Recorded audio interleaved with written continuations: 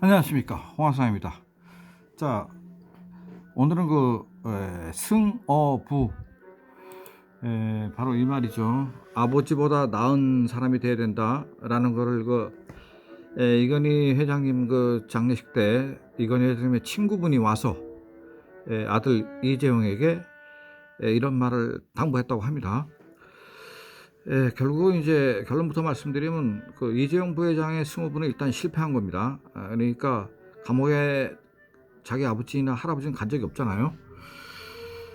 지금 이 세 분이 1938년도 삼성그룹을 창업한 이후에 현재 지금 84년 차로 접어듭니다.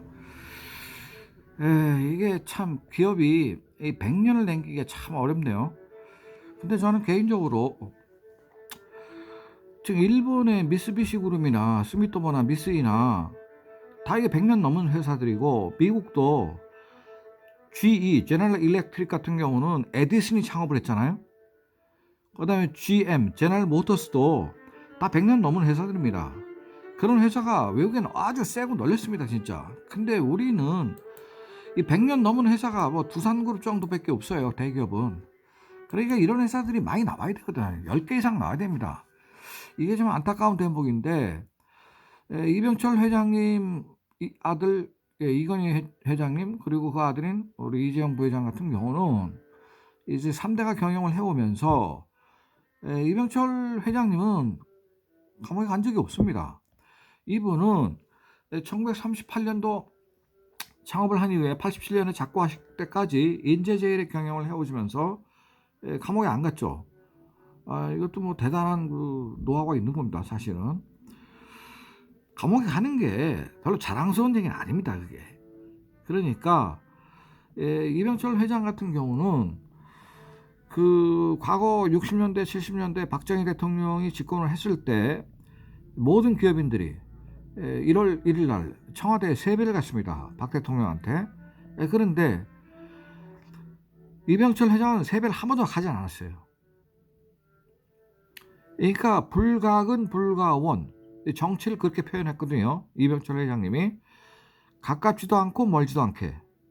그렇기 때문에 가깝다는 건 어느 정도까지 가까운 거고, 먼다는 건 어느 정도까지 멀다는 거냐. 이제 그 대목의 핵심이 정월 초하는 날 세배를 가지 않는다. 그리고 개인적으로 독대를 안 했습니다, 이병철 회장님은. 박정희 대통령하고 딱 한 번 했죠. 언제 했냐면 자기 둘째 아들이 아버지 탈세 혐의로 청와대에 투소하는 바람에 박 대통령이 아들이 아버지를 고발한 투소장이 날라 들어온 걸 밑에 비서실에서 갖고 오니까 직접 읽어보고, 이거는 내가 이병철 회장을 직접 만나서 얘기하는 게 낫겠다. 이거 법적으로 처리할 문제가 아니다. 아니, 세상에 아들이 어떻게 아버지를 고발하나. 그래서 청와대에서 이병철 회장을 불러가지고 이 서류를 보여주면서 아무 말씀을 안 하시다가, 이 문제는 당신의 집안의 얘기니까 당신이 알아서 해결하세요, 그리고 돌려보냈거든요. 독대한 거는 5.16 혁명 직후에 이병철 회장이 일본에 있다가 제구 호텔에서 아침에 출근을 하는데, 운전기사인 구하바라가 일본 사람이 한국에서 지금 쿠데타가 났다는 얘기를 들으셨습니까? 그러니까 몰랐는데 오늘 아침에 신문에 크게 났습니다. 그래서 얼마 있다가 이제 한국에 불려 들어오게 되거든요. 그래서 5.16 군사혁명 정부의 임시 사무실이 충무로에 있었는데, 충무로의 메트로 호텔에 있었거든요. 거기서 박 대통령하고 독대를 한번 했습니다, 부정축제 혐의 때문에. 이거는 어쩔 수 없이 그렇게 된 거지만, 그 이후에 기업을 경영하면서 대통령을 독대한 일이 없습니다. 이건희 회장도 여러 기업인들이 같이 참석을 할 때 대통령과 얼굴을 대면한 경우는 있어도 독대한 경험이 없습니다. 독대 안 해. 제가 이병 삼성에 대해서 책을 5권 썼으니까 우리나라에서 제일 많이 써서 지금 제가 그냥 하나 올리는 거고요. 그래서 삼성그룹은 항상 정치 권력과는 거리를 뒀단 말이에요.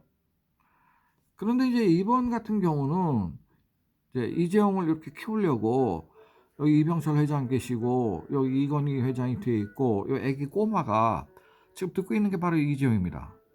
그 옆에 계신 분이 홍진기 법무부 장관 하시다가 감옥에서 우연히 이병철 회장을 만나게 돼가지고 사카린 미수 사건 때문에 두 분이 이제 알게 돼서 사돈지간이 됐죠. 그래서 이 지금 애기인 이재용이 친조부, 외조부, 아버지를 따라다니면서 이렇게 기업 현장에서 기업을 배웠단 말이에요. 근데 이 승어부에 대한 문제는 좀 본인이 이번에 유학해서 그런지 어떻게 하다 보니까 박근혜한테 최순실한테 말 사주는 바람에 그게 이제 문제가 돼갖고 결국 감옥 갔는데 그 기업인은 정권을 담당한 대통령 물론이고 뭐 경제기획원의 책임자 같은 사람들하고 만나가지고 이 독대를 해서 어떤 반사 이익을 얻으려는 그런 행위를 하면 오래 가지 못합니다. 그는 일본의 기업 100년 역사에도 그런 일이 별로 없고 거의 없고 미국도 그런 일이 없습니다. 근데 우리나라만 이제 이렇게 돼 있어요.